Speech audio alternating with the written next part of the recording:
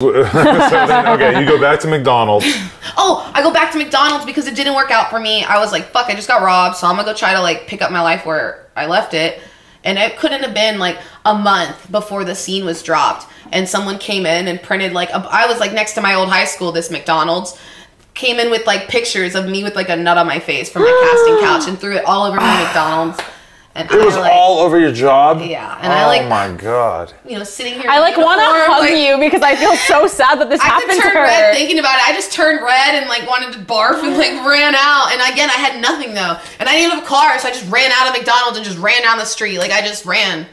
And so I was like, well, it looks like I'm doing porn now. Wow. And so then you just were all in after that? And then it was like, be good or be good at it. Yeah. And I was like, now I'm in this situation where this is the hand that I'm dealt, and I can be that girl that we've seen a million times that's going to shoot a scene and her reputation's ruined, and then she gets hooked on something and she's gone. You don't know where she is. Or I could be that bitch that like people look at and they're like, damn, she's hot. She's a hot, empowered fucking bitch. Like, and that's me now. Right. So how did you figure it out though? Did you realize right away that this guy you were working with was a scumbag? I did. I did, but I wasn't, again, I was being so young, so I was being like coerced like heavily. You know, he's telling me like, oh, the money's coming. This is how it is for everyone. You get in and like you owe, and then you start making an excessive amount, and then everything breaks even and you're cool, you know? So he kind of had me like on the hook, line, and sinker like for a little while, but I would say maybe like a month or two before I was able to like really be like, I'm super hustled, I need to get out. Right. And I was on a porn set where everything changed. It's the first time I saw the male talent got a check handed to him right in front of me. And that was the first time I realized I'm not getting paid. And I cried packing my suitcase, and the dude who just fucked me is like, oh my God, are you okay? Because, you know, I just fucked you. Like, did I do something wrong? And I'm like, no, I just realized I'm not getting paid. And he got super mad, and bless his heart, and he told that director, you're going to pay her. And so the director was forced to pay me, and I was living out my suitcase. This is what I mean by suitcase pay. Yeah. So I had all my belongings on me on the set. And he's like, I'm not going to drop you back off at that La Quinta Inn. I'm going to take you to another agent, which was John O'Byrne. Wow. At East Coast. And he took me there, and then... So these filmers were not aware of what this guy was doing? No, 100%. They were 100% aware. And they were still doing it? 100% aware. So how many shoots? Because they were getting the hottest girls at the lowest price. Yeah. And it was just a huge funnel of that, you know? God, these people are fucking shady. Discount deals on hot girls. And the Florida girls in the industry are known to be really hot. Yeah. And there's known to be a surplus of them. Right. So they were just like cranking out girls. Like. So aside from the fact that you're getting scammed, what did you think of the actual sex part of being on scene doing porn?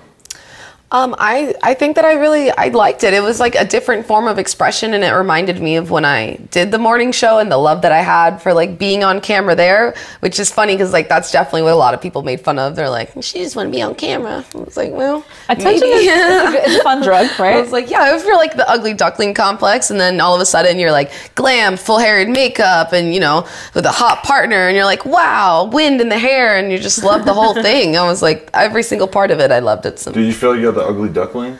At some point, really? Definitely. You felt like you were kind of viewed that way when you were younger or something? I definitely wasn't like popular. That's for sure. Yeah, I could tell where I was in the scheme of things. Okay. And my gap in the past made me insecure.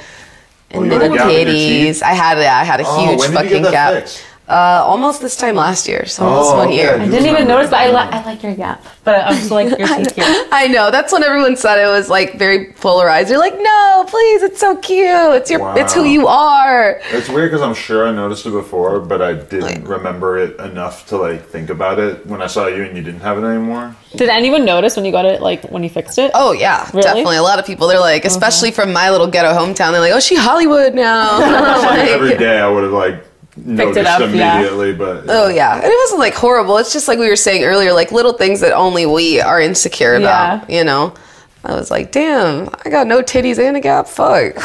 So you have some nice boobs. At that point, did you just go all in on the game?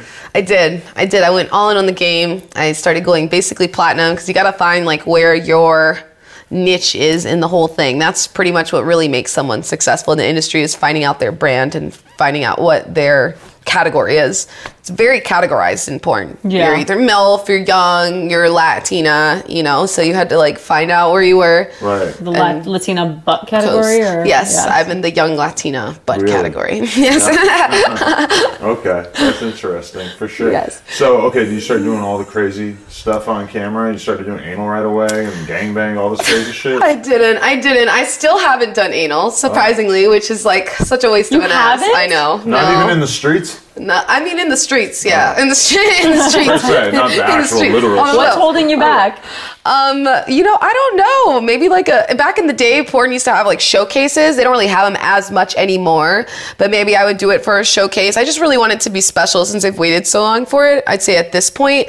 And then up until then, definitely like just pain. And when it comes to anal, it's like, you know, you're performing in a place where you can have potential accidents, and I'm already fucking hypersensitive shooting out my pussy. I'm like making sure everything's like good in there. It's like your butthole. We had a girl in here earlier who did her first anal on camera with a very large dick. Probably not the kind of dick you should start out with in that regard. Fucking trooper, go her. We were really proud of her. I know, but that's like it is like anxiety. Yeah, it is stressful. With a person, and I would say in private, it's a lot easier because you're like, hey, I shit on you. Like I don't care. Yeah, I shit on you. It's like it's all right. I shit on camera. And there's 4 people watching. I'm like, ah. Definitely. What do you feel like you started to like get popular? You get like a real fan base of the porn fans right away, and what was that like? And what's your relationship like with the fans?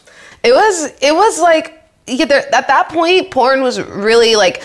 Nowadays, you don't come across like individual stars as often. I would say maybe Lana was one of the last like stars that you see, or Autumn Falls, for example. Now it's just like a turn and burn, and then the girls who have already been there. But I kind of got in with a group of girls where a lot of them were like prominent, like Keisha Grey and Ariana Marie, and we picked up steam pretty fast because that whole younger generation or younger looking girl vibe was very popular at the time.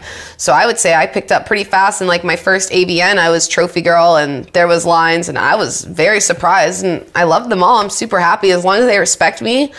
Cool. How many years have you been doing porn now? Oh God.